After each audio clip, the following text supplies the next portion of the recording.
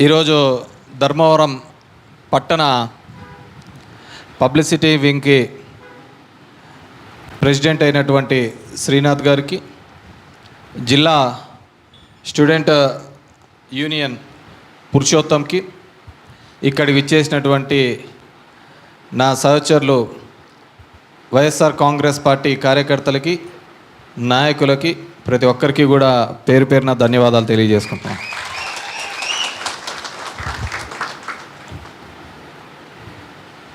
ఎప్పుడూ లేని విధంగా పార్టీ పెట్టి దగ్గర 15 సంవత్సరాలు అవుతున్న పైగా ఏ రోజు కూడా ఇంత పెద్ద ఎత్తున పార్టీ నిర్మాణం అనేది గతంలో జరగలేదు. మొట్టమొదట పార్టీ ఎస్టాబ్లిష్ చేసినప్పుడు ఒక తప్పనిసరి పరిస్థితులలో పార్టీ అనేది ఏర్పాటు కావడం జరిగింది. ఆ రోజుల్లో అది ఎలా అని అందరికీ తెలిసిన విషయమే.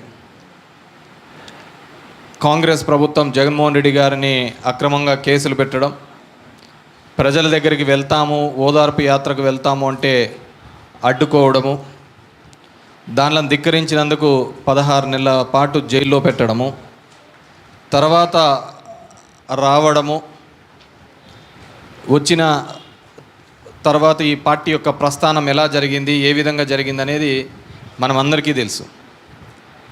ఈ రోజుల్లో ఒక చిన్న కేసు పెడతామనో, పోలీసు వాళ్ళు పిలుస్తామనో అంటే మాకు ఎద్దులేండి సార్, ఇప్పుడు వద్దు, లాస్ట్లో వచ్చాంలేండి, 4 ఏళ్ళ తర్వాత లాస్ట్ సంవత్సరంలో యాక్టివ్గా ఉంటామన్న పరిస్థితిలో ఒక ముఖ్యమంత్రి కొడుకుగా తండ్రి చనిపోయిన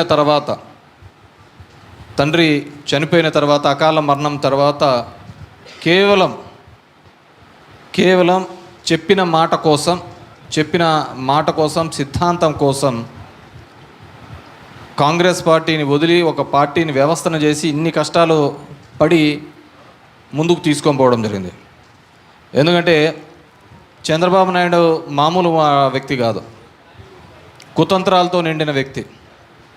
నేరుగా ఎప్పుడు ఫైట్ చేయలేడు.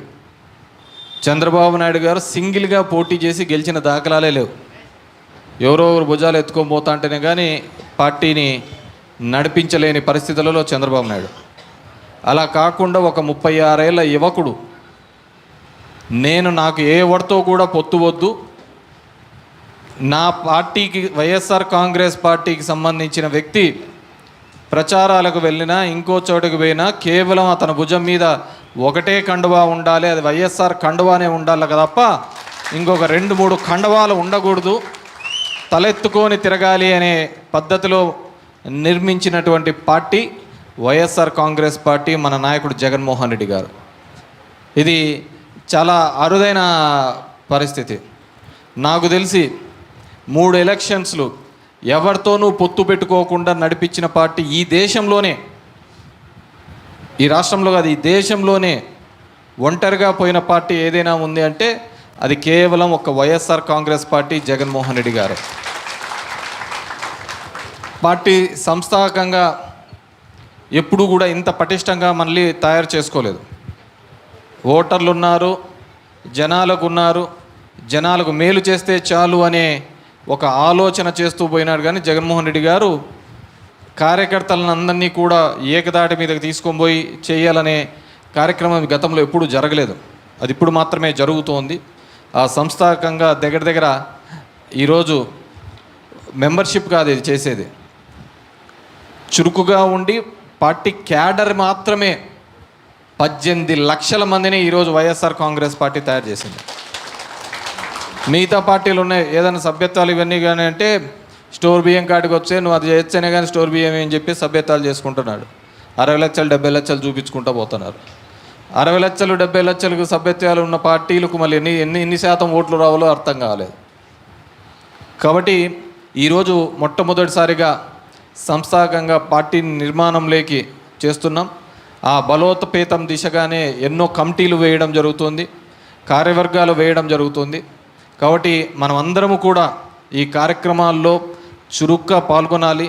పార్టీ కోసం అహర్నిశలు ఫైట్ చేస్తూ ఉండాలి ఎక్కడే కానీ. ఎందుకంటే మన పార్టీ ఎక్కడా తప్పు చేయలేదు. ఇచ్చిన ప్రతి హామీని నిలబెట్టుకోలేనే ఒక ప్రయత్నం మాత్రమే చేసినాం. గతంలో ఎవరే కానీ ఈరోజు కూడా చంద్రబాబు నాయుడు చాలా హామీలు చెప్పినాడు, ఎప్పుడు నెరవేర్చలేదు. నెరవేర్చాలని కసి, చెప్పిన మాటను నిలబెట్టుకోవాలని ముందుకు పోయిన వారు ఎవరైనా ఉంటే జగన్మోహన్ రెడ్డి గారు మాత్రమే. మనం అందరం చూస్తూ ఉంటేవి ప్రతి నెల క్యాలెండర్ రూపంలో డబ్బులు పడుతూ ఉండేటివి. ఈ నెల ఇంత పడుతుంది, ఈ నెల ఇంత పడుతుంది, ఇది అని పిల్లల చదువు కోసం కావచ్చు, మహిళలను ఆర్థికంగా ముందుకు తీసుకోబోవచ్చని. ఈ దేశంలో ఎక్కడా లేని విధంగా ఏకదాటిగా 31 లక్షల ఇంటి పట్టాలు ఇచ్చిన వాళ్ళు ఎవరైనా ఉన్నారు అంటే అది ఒక్క జగన్మోహన్ రెడ్డి గారు మాత్రమే, వైఎస్ఆర్ కాంగ్రెస్ పార్టీ మాత్రమే. ఈరోజు నిన్న మొన్న చంద్రబాబు నాయుడు మొదలుపెట్టినాడు, ఇంతవరకు ఒక ఇల్లు మంజూరు చేయలే, కానీ వేరే వాళ్ళు ఇల్లు చేసిన దానిలోకి పోయి నేను కొడుతున్నాడు. మన నియోజకవర్గంలోనే చూసుకోండి, ఈ దఫా 12,000 ఇల్లు ఇచ్చినాను పోయినసారి, అంతకుముందు 12,000 ఇండ్లు ఇచ్చినాను. ఊర్లు కట్టినాం. మనం కట్టేది ఇండ్లు కాదు కట్టినది, ఊర్లు కట్టించినాం. దగ్గర ఇప్పుడు కన్నా అవన్నీ చూస్తే కన్నా ఒక 15,000 ఓటర్లకు తయారైన పరిస్థితికి తీసుకొని వచ్చినాం.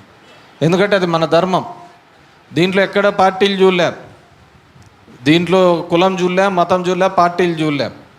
ఆ విధంగా హెల్ప్ చేసుకుంటూ రావాలనే ఉద్దేశంతో చేసినా మన పార్టీ వాళ్ళు కూడా బాధపడినారు, అన్న వాళ్ళ కొందరికి రోడ్ల బిట్లు వచ్చినాయన్నా మన వాళ్ళకి రాలేదున్నా అని చెప్పేసి.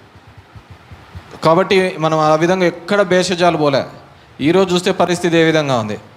కానీ మనిషికి ఎట్లుంటుంది అంటే ఏదో కొత్తది వస్తుంది, ఎలా వస్తుంది, ఇంకోటి ఏదన్నా ఇస్తాడే, ఈ పథకాలు పోవు కదా, కొత్తవే కదా ఇచ్చేది చంద్రబాబు నాయుడు అనే రూపంలో కొంతమంది ఆశపడిన సందర్భము ఉంది.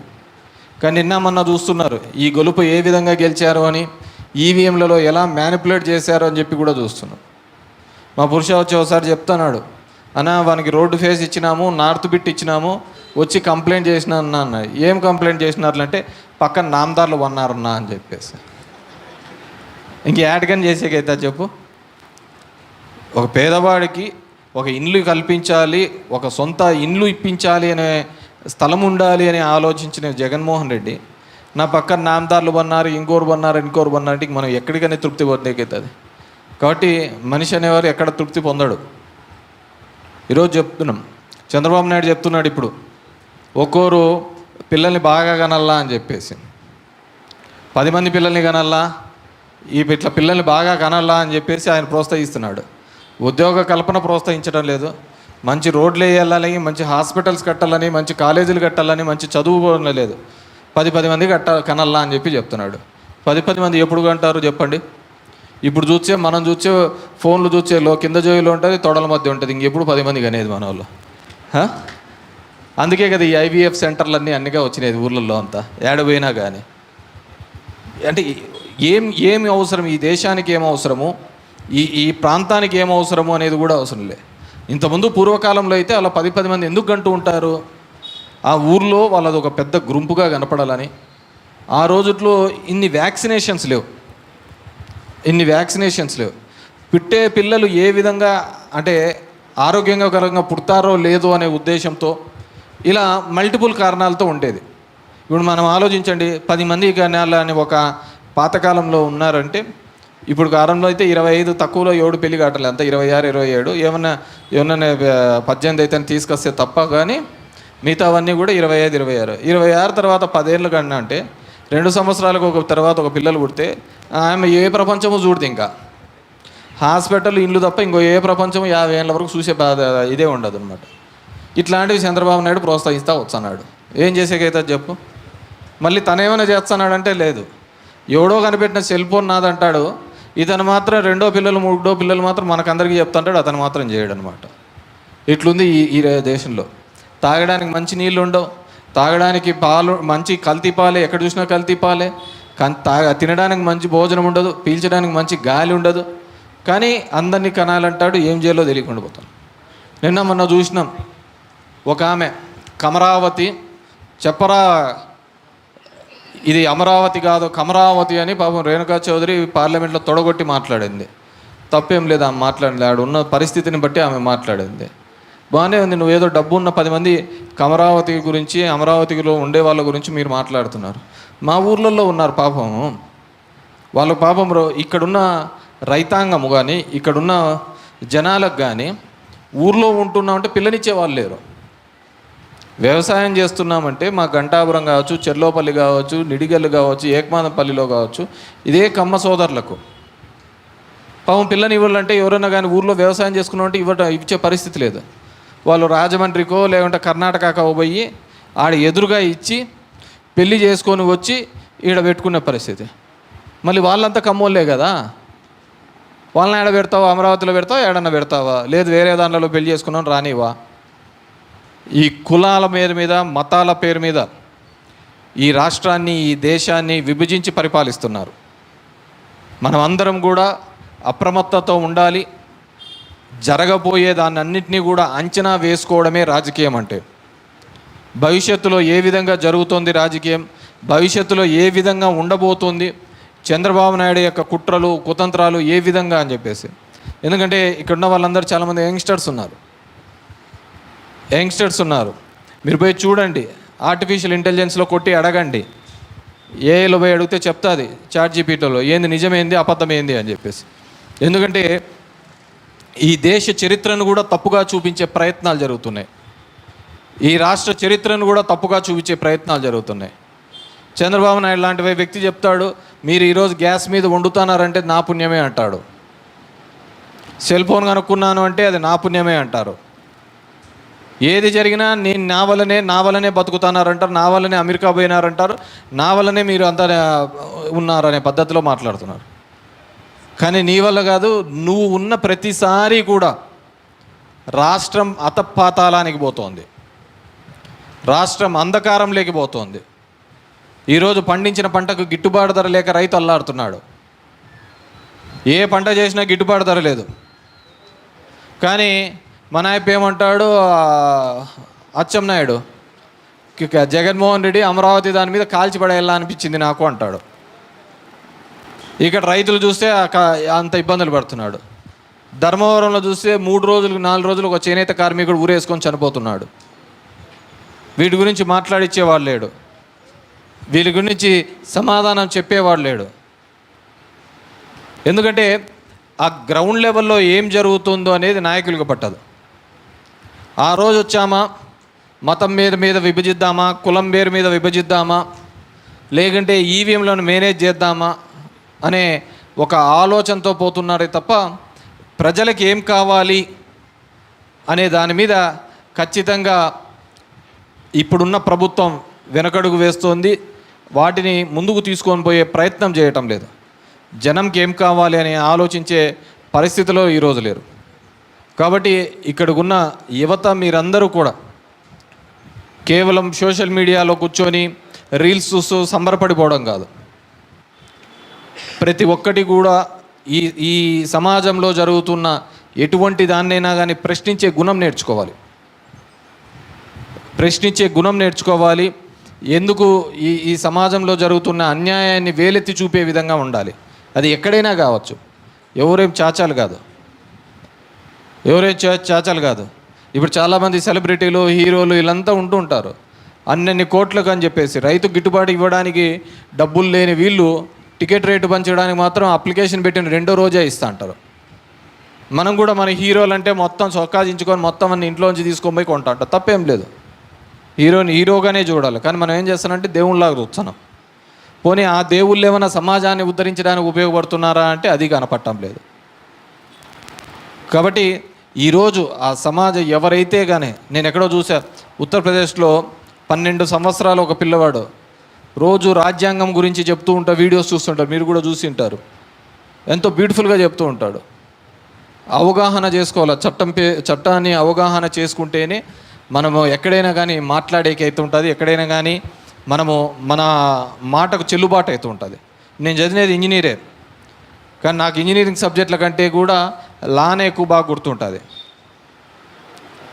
లాలో ఉండే సబ్జెక్టులు నాకు బాగా గుర్తుంటాయి. నేను చదివినది ఇంజనీరింగ్ అయినా కానీ లా సబ్జెక్టులు నాకు బాగా గుర్తుంటాయి. ఎక్కడ మన వాళ్ళని ఇబ్బంది పెడుతున్నారు అన్నప్పుడు, ఏ సెక్షన్ కింద వాళ్ళు ఈ విధంగా మనల్ని అరెస్ట్ చేస్తున్నారు, ఏ సెక్షన్ కింద ఇబ్బంది పెడుతున్నారు అని చెప్పేసి అది తెలుసుకోగలిగినామనుకో, ఖచ్చితంగా మనం సంబంధించిన అధికారిని అడిగే అవకాశం ఉంటుంది.